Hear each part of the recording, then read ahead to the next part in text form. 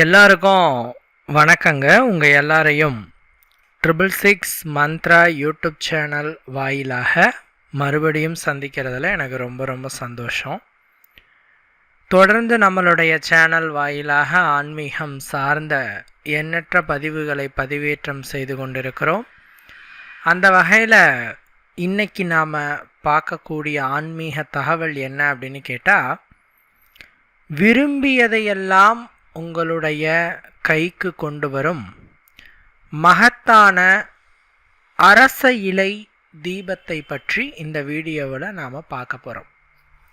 இந்த வீடியோவை முழுமையாக பாருங்கள். இந்த வீடியோவை பார்த்து முடிக்கும் பொழுது உங்களுடைய தலைவிதி தலைகீழாக மாறும் என்பதிலே ஐயம் ஏதுமில்லை.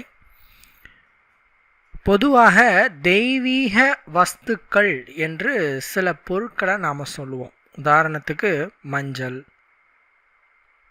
அதே மாதிரி குங்குமம், சிவப்பு, சூடம், சுவாமிக்கு படைக்கிற அபிஷேக பொருட்கள், பூக்கள், இது எல்லாமே ஆன்மீக வஸ்துக்கள், சுப வஸ்துக்கள் அப்படின்னு சொல்கிறோம்.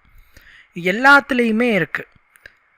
அப்படி பார்க்கும்போது விருட்சங்களிலும் சுப விருட்சங்கள் அப்படின்ட்டு சில மரங்கள் இருக்குது.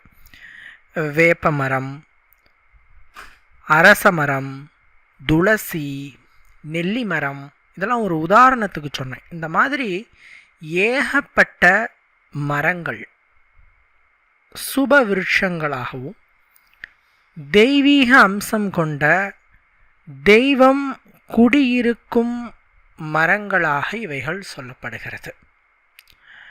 அதில் இந்த அரச மரத்தை பற்றி சொல்ல வேண்டுமென்றால், ராஜவஷீகர சக்தியை தன்னுள் அடக்கி வைத்திருக்கும் விருட்சம் அப்படின்னு சொன்னால் அது இந்த அரச விருட்சம். இந்த விநாயகர் வழிபாட்டில் பொதுவாக நாம் சொல்கிறது, அரச மர பிள்ளையாரிடத்தில் உங்களுடைய வேண்டுதலை வையுங்கள், பூஜைகளை செய்யுங்கள் அப்படின்னு சொல்லுவோம். குழந்தை இல்லாதவர்களுக்கு அரசமர பிள்ளையார் வழிபாடு, திருமணம் ஆகாதவங்களுக்கு அரசமர பிள்ளையார் வழிபாடு, வேலை கிடைக்காதவங்களுக்கு அரசமர பிள்ளையார் வழிபாடு, இப்படி அரச மரத்திற்கு அடியில் இருக்கக்கூடிய அந்த பிள்ளையாரை வழிபடுறதுனால நமக்கு சகலமும் சித்தியாகும், அனைத்தும் சித்தியாகும். காரணம் என்னன்னா, ராஜவஷிய மூலிகை என்று இந்த அரச மரத்தை நம்மளுடைய மாந்திரீக சாஸ்திரம் சொல்லுகிறது. ராஜவஷ்ய மூலிகை அப்படின்ட்டு. அது என்னங்க ராஜவஷ்யம் அப்படின்னா, அட்ட கர்மங்கள் 8ல் முதல் வருவது தான் இந்த வஷ்யம். வஷ்யம், மோகனம், தம்பனம், பேதனம், உச்சாடனம், வித்வேஷனம், மாரணம், இந்த மாதிரி 8 விஷயத்தில் முதல்ல வர்றது வஷ்யம். இந்த வசியத்துக்குள்ள பிரிவுகள் இருக்குது. அதில் முதல் பிரிவு என்ன அப்படின்னு கேட்டிங்கன்னா ராஜவஷ்யம். வசியத்தின் முதல் உயர்ந்த வஷ்யம் ராஜவஷ்யம். அது என்னங்க ராஜவஷ்யம் அப்படின்னு கேட்டால், ஒரு நாட்டினுடைய அரசனை இறைவனுக்கு ஒப்பானவனாக நாம் சொல்லுகிறோம். காரணம் என்னன்னா, அந்த அரசனுக்கு எல்லாமே கிடைக்கும். புகழ், மரியாதை, செல்வம், சகலவிதமான சௌகரியங்கள் ஆகிய அத்தனையையும் அந்த அரசன் அனுபவிப்பான். அதனால தான் அரச வாழ்வு அப்படின்னு சொல்லுவோம். இதில் இந்த அரச மரத்து பிள்ளையாரை வழிபடும் அனைவருக்கும் ராஜவஷ்யம் சித்திக்கும் அப்படின்னு சொல்லப்படுது. நீங்கள் கேள்விப்பட்டிருக்கலாம், ராஜவஷ்யமை, ராஜவஷ்ய விபூதி, ராஜவஷ்ய தாயத்து அப்படின்னு சொல்கிறது. எல்லாத்துக்குமே ஒரு மனிதனுக்கு தேவையான அத்துணையையும் கொடுப்பதற்கு இந்த ராஜவஷ்யம்தான். சார், நாங்கள் பாமரர், எங்களால் அந்த ராஜவஷ்யத்தை அடைய முடியாதா அப்படின்னு கேட்டால், அரச மரத்தை வெள்ளிக்கிழமை தோறும் சுற்றி வழிபட்டால் 3 முறையோ 5 முறையோ 7 முறையோ ஒற்றைப்படையில் சுற்றி அந்த அரச மரத்துக்கு இடையில் பிள்ளையார் இருந்தால் கும்பிட்டு விளக்கு போட்டு 2 விளக்கு நெய் விளக்கு போட்டு வழிபட்டீங்க அப்படின்னு சொன்னால் அதுவே போதுமானது ராஜவசியம் உங்களுக்கு சித்திப்பதற்கு. 11 வெள்ளிக்கிழமைகளில் உங்களுக்கு ராஜவசியம் சித்திக்கும். செய்யக்கூடிய தொழிலிலே நல்ல வளர்ச்சி கிடைக்கும்.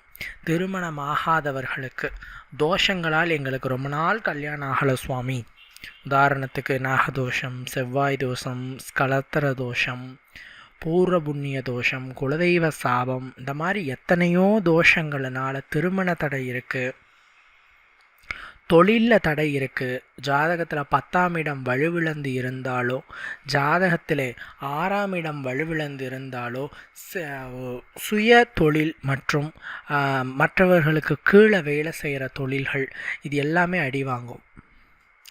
இப்படி தொழில் வளர்ச்சி இல்லை அப்படிங்கிறவங்களும் தாராளமாக நீங்கள் அரச மரத்து பிள்ளையாரை வழிபடலாம்.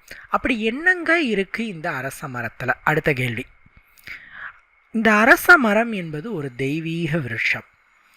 இந்த அரச மரத்திற்குள் இருக்கும் ஒவ்வொரு பாகங்களும் வேரில் இருந்து அந்த நுனியில வரைக்கும் தெய்வீக சக்திகள் இருக்கு. எப்படி ஒரு பசுமாட்டுக்குள்ள சகல தேவர்களும் சகல தெய்வங்களும் சகல முனிவர்களும் நவகிரகங்களும் குடியிருக்கிறார்களோ, அதே மாதிரி அரச மரத்துக்குள்ள அனைத்து தெய்வங்களும் இருக்காங்க, அனைத்து சம்பத்துகளும் இருக்கு, அனைத்து செல்வங்களும் இருக்கு. அதனால தான் அரச மரத்தை சுற்றி வலம் வந்து வழிபடுங்கள் அப்படின்னு சொல்கிறது. இதில் இந்த அரச இலை பார்த்தீங்க அப்படின்னு சொன்னால் நுனிப்பகுதி, நடுப்பகுதி, காம்பு பகுதி. நுனிப்பகுதியில் பிரம்மாவும், நடுப்பகுதியில் விஷ்ணுவும், காம்பு பகுதியில் சிவனும் இருப்பதாக ஐதீகம். இப்படி இந்த இலைகளில் மும்மூர்த்திகள் குடிகொண்டிருக்காங்க. அரச மரத்தினோட இலையில யாரு? மும்மூர்த்திகளும் குடிகொண்டிருக்கிறாங்க. ஸோ இந்த அரச இலையில நாம் வழிபாடுகள் செய்யும்போது பாருங்கள், ஹோமம் பண்ணும்போது அரச மர குச்சி தான் யூஸ் பண்ணுவாங்க. ஏன்னா அந்த அரச மர குச்சியில் தேவர்கள் இருப்பதாக ஐதீகம். தேவர்கள் இருப்பதாக அந்த அரச கொழுந்த கொள்ளுனீங்க அப்படின்னா பால் வரும். இந்த பால் பார்த்தீங்கன்னா அமிர்தத்திற்கு இணையானதாகவும் சொல்லப்படுகிறது. அந்தளவுக்கு இந்த அரச மரத்திற்குள்ளார இருக்கக்கூடிய அத்துணையுமே தெய்வீக அம்சம் பொருந்தியது. இதில் இந்த அரச இலையை நாம் உபயோகப்படுத்தி ஏற்றப்படக்கூடிய இந்த அரச இலை தீபமானது ஒரு மனிதனுக்கு 7 ஜென்மத்துக்கு தேவையான வளங்களை, செல்வ செழிப்புகளை கொடுக்கும் என்று சாஸ்திரத்தில் சொல்லப்பட்டிருக்கிறது. சார், எப்படி சார் இந்த அரச இலை தீபத்தை நாங்கள் ஏற்றுறது அப்படின்னு கேட்டால், பொதுவாக அரச வாழ்வு அப்படிங்கும்போது நவகிரகங்களில் நம்ம சுக்கிரனை தான் அதுக்கான உதாரணமாக சொல்லுவோம். ஒரு மனிதன் செல்வ செழிப்போட சேமமாக வாழ்வானா அப்படின்னு நம்மக்கிட்ட கேட்டால் ஃபஸ்ட்டு சுக்கிரனை தான் பார்ப்போம். சுக்கிரன் கெட்டு போகக்கூடாது. எந்த ஜாதகத்திலும் சுக்கிரன் மட்டும் கெடவே கூடாது. சுக்கிரன் கெட்டால் மனைவி என்ன ஆகுவாங்க? வில்லங்கமாக வருவாங்க, ஏடாகுடமாக வருவாங்க. சுக்கிரன் கெட்டால் செல்வம் இருக்கும், பணம் இருக்கும், அனுபவிக்கிற பிராப்தம் இருக்காது. சுகர் பேஷண்ட் மாதிரி கண்ணுக்கு எதிர ஜிலேபி, லட்டு, பூந்தின்னு எல்லா ஸ்வீட்ஸையும் பார்க்கலாம், ஆனால் சாப்பிட முடியாது. அதை நீங்கள் சாப்பிடணும் அப்படின்னு சொன்னால் அதுக்கான பிராப்தம் கிடைக்கணும். அப்படி செல்வம் உங்களிடம் இருப்பது ஒரு பிராப்தம் அப்படின்னா அதை அனுபவிக்கிற பிராப்தம் கொடுப்பது சுக்கிரன். சுக்கிரன் ஒரு ஜாதகத்தில் நல்ல நிலையில் இருந்தாலே அவர் பார்த்தீங்கன்னா நல்ல ஒரு செல்வ வளத்தோடும் நல்ல ஒரு சேமமாக நல்ல ஒரு ஆடம்பரமாக இருப்பாருன்னு நம்ம கண்ணை மூடிக்கிட்டு சொல்லலாம். இப்படி இந்த செல்வ வளத்தை பெருக்கி தரக்கூடிய அதிகரித்து தரக்கூடிய ஒரு கிரகம் இந்த சுக்கிரன். அவருடைய கிழமை அப்படின்னா அது வெள்ளிக்கிழமை. இந்த வெள்ளிக்கிழமை நாள் அன்னைக்கு இந்த அரச இலை தீபத்தை ஏற்றுங்கள். எங்கே சார் ஏற்றலாம்? உங்கள் வீடுகளில் ஏற்றலாம், உங்களோட வீட்டில் பூஜை அறையில் ஏற்றலாம், இல்லை நீங்கள் எங்கே சுவாமி வச்சு வழிபாடு செய்கிறீங்களோ செல்ஃபில் தான் சார் நாங்கள் வச்சு கும்பிட்டுட்ருக்கோம், பரவாயில்ல, அங்கே கூட ஏற்றலாம். வெள்ளிக்கிழமை வரக்கூடிய சூரியோதயத்தின் முதல் 1 மணி நேரம் சுக்கிரஹோரை அப்படின்ட்டு அதனோட பேர். நீங்கள் கேலண்டரில் பார்த்தீங்கன்னா 6 to 7 வெள்ளிக்கிழமை காலையில் சுக்கிரஹோரைன்னு போட்டிருப்பாங்க. நீங்கள் பார்த்தீங்கன்னா தெரியும். ஆக்சுவலாக அது என்ன அர்த்தம்னா, சூரியன் உதிக்கிற நேரத்தை நம்ம தோராயமாக 6 மணின்னு கணக்கீடு பண்ணுறோம். ஸோ 6 to 7 அப்படின்னு கணக்கு வைக்கிறோம். பட் ஆனால் சில நேரங்களில் சூரியன் 6:30க்கு உதிக்கும், 6:15க்கு உதிக்கும். இப்படி சூரியன் உதிக்கும் நேரத்திலிருந்து 1 மணி நேரம்தான் முதல் ஹோரை. அதனால் 6 to 7ங்கிற கணக்கெலாம் விடுங்க. வெள்ளிக்கிழமை நாள் காலையில் சூரியன் எப்போ உதிக்குதோ நல்லா உதிக்கணும். உதித்துட்டு வரும்போது பண்ணக்கூடாது, நல்லா உதிக்கணும். நல்லா உதித்து அவர் காட்சி அளித்த நேரத்தில் இருந்து 1 மணி நேரம், முதல் 1 மணி நேரம், அதுதான் பார்த்தீங்கன்னா சுக்கிரஹோரை அப்படின்ட்டு அதனோட பேர். கண்டிப்பாக 6 to 7 இந்த டைமுக்குள்ளே அந்த சுக்கிரஹோரை வந்துடும். அதிகபட்சமாக 7:15 வரைக்கும் கூட இருக்கலாம். சூரியன் ஒரு 6:15க்கு உதிச்சதுன்னா 7:15 வரைக்கும் கூட இந்த சுக்கிரஹோரை, ஏன்னா 1 மணி நேரம் கணக்கு. இந்த டைமிங்கில் வீட்டு பூஜை அறையிலையோ அல்லது செல்ஃப்லேயோ ஒரு தட்டு வச்சுட்டு அந்த தட்டுக்கு மேலே, ஏன்னா வெறும் தரையில் இந்த தீபத்தை ஏற்றக்கூடாது, சில்வர் தட்டே வச்சுக்கலாம், தப்பு ஒன்றும் இல்லை. ஒரு தட்டு வச்சு அந்த தட்டுக்கு மேலே அரச இலைகளை வைக்கணும். எத்தனை இலை சார் வைக்கலாம்? 1 இலை வைக்கலாம், 3 இலை வைக்கலாம், 5 இலை வைக்கலாம், 7 இலை வைக்கலாம், 9 இலை வைக்கலாம், ஒன்றுக்கு மேலே வைக்கலாம். நுனிப்பகுதி உங்களை பார்த்த மாதிரி, காம்பு பகுதி இறைவனை பார்த்த மாதிரி இருக்கிற மாதிரி நீங்கள் இந்த இலை அமைப்பை நீங்கள் வைக்கணும். வச்சுட்டு அதுக்கு மேலே விளக்கு வைக்கணும். அகல் விளக்கு. சில பேர் கேட்பாங்க, காமாட்சி அம்மா விளக்கு வைக்கலாமா அப்படின்ட்டு கேட்பாங்க. விளக்குகளில் உத்தமமானது அகல் விளக்கு. மண்ணால் செய்யப்பட்ட விளக்கு தான் இருக்கிறதுலே உத்தமமான விளக்கு. அதனால் ஒரு அகல் விளக்கு அதுக்கு மேலே வச்சுட்டு பசு நெய் ஊற்றிட்டு பஞ்சு திரி 2 திரியை ஒன்றா திரித்து அதில் போட்டுட்டு தீபம் போடணும். இந்த தீபம் எவ்வளோ நேரம் வேணாலும் எரியலாம், ஆனால் அந்த தீபம் தானாக அணையக்கூடாது. 1 மணி நேரம் 2 மணி நேரம் எரியுது அப்படின்னு சொன்னால் அது உங்களுக்கு இப்போ வேலை இருக்கலாம், நீங்கள் வேலைக்கு போகலாம். ஸோ அப்போ என்ன பண்ணணுன்னா, ஒரு புஷ்பத்தை வச்சு அதை அமர்த்திட்டு நீங்கள் போகணும்.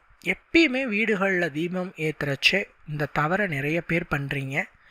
ஏற்றிட்டு அது தானாக அணையிற வரைக்கும் விட்டுறீங்க. அப்படி விடக்கூடாது.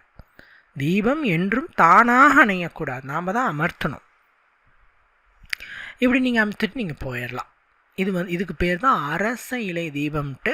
இந்த அரச இலை எப்படி இருக்கலாம், மறுநாள் காலையில், சனிக்கிழமை நாள் காலையில் இந்த அரச இலையை எடுத்து தண்ணீரில் நீங்கள் போட்டுடலாம்.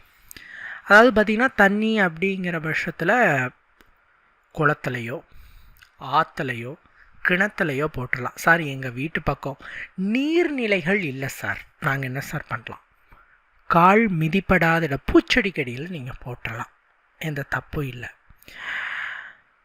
இப்படி இந்த அரச இலை தீபத்தை வீட்டில் ஏற்ற வச்ச, இதை பெண்களும் ஏற்றலாம், ஆண்களும் ஏற்றலாம். தொடர்ச்சியாக ஏற்றிட்டு வரும்போது 1 வாரம் ஏற்றி பாருங்கள். இப்போ இந்த வெள்ளிக்கிழமை ஏற்றி பாருங்கள், அடுத்த வெள்ளிக்கிழமைக்குள்ளே உங்களுக்கு அபரிவிதமான மாற்றங்கள் கிடைப்பதை பார்க்க முடியும். தொழில் வளர்ச்சி, வியாபாரத்தில் செழிப்பு, குடும்பத்தில் மகிழ்ச்சி. சில பேருக்கு ஒரே வாரத்துக்குள்ளேயே கல்யாணம் கைகூடியிருக்கு. தொடர்ச்சியாக ஏற்றிட்டு அதே நேரத்தில் அரச மரத்து பிள்ளையாரையும் வலம் ஒரு 9 சுற்று வலம் கும்பிட்டுட்டு இருந்தீங்கன்னா, விளக்கு போட்டுட்டு இந்த தீபத்தை வீட்டில் ஏற்றுங்க. கோயிலில் அரச மரத்துக்கடியில் இருக்கிற பிள்ளையார் கோயிலில் விளக்கு வச்சுட்டு அரச மரத்தை சுற்றிட்டு நீங்கள் வெள்ளிக்கிழமை கும்பிட்டுட்டு வந்தீங்கன்னா, தம்பதிகளாக செய்யணும், கணவன் மனைவியோடு செஞ்சீங்கன்னா குழந்தை செல்வம் பிராப்தம் சத்தியமாக உண்டு. குழந்தை செல்வம் கண்டிப்பாக இருக்குது. எத்தனையோ பேர் அரசமர பிள்ளையார் வழிபாடு செய்து குழந்தை செல்வத்தை மணிமணியாக பெற்றிருக்கிறாங்க. அதனால் குழந்தை பேர் கிடைக்கும் இது வழிவகை செய்யும். கை மேலே பலனை கொடுக்கக்கூடியதுங்க. உங்களுக்கு இதை செய்யும்போது பலன் கிடைக்குமா கிடைக்காதாங்கிற ஐயப்பாடே வேண்டாம். நிறைய நண்பர்கள் செய்து பயனடைஞ்சிருக்காங்க. இந்த அரச இலை தீபம் அரசனை போல் வாழ்வு தரும் அப்படிங்கிறதுல ஐயம் ஏதும் இல்லை. இதை நீங்கள் ஏற்றுனாலே போதும். மந்திரம் சொல்லணும், பூஜைகள் செய்யணும், நைவேத்தியம் வைக்கணும், அதெல்லாம் எதுவுமே இல்லை. ஜஸ்ட் ஏற்றி வச்சாலே சுபிக்ஷமான பலன்கள் உண்டு. கண்டிப்பாக இவ்வளோ நேரம் பொறுமையாக இந்த வீடியோவை பார்த்ததுக்கு ரொம்ப நன்றி. மற்றொரு வீடியோவில் உங்களை நான் சந்திக்கிறேன். நன்றி, வணக்கம்.